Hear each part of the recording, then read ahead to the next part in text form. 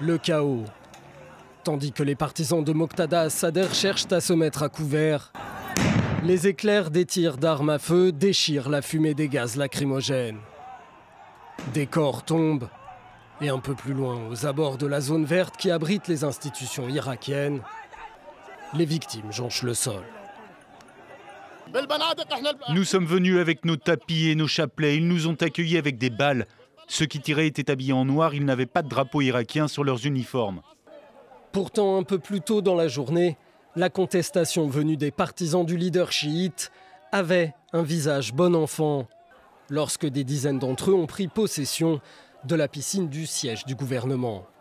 Mais à l'extérieur, la situation se tend, d'abord avec les forces de police irakiennes, puis avec ces hommes en noir, des partisans du camp pro-iranien, rivaux de Moqtada Sadr, des miliciens, des groupes Hashda Sha'bi.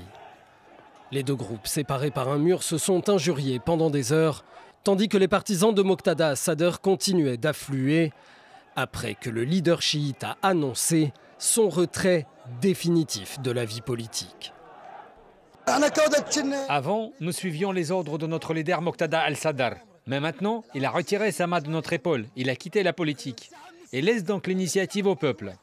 Des manifestations de partisans de Moqtada Sadr ont éclaté dans plusieurs autres villes du pays, comme ici, à Nasiriyah, ou ici, à Bassora, où des routes ont été coupées.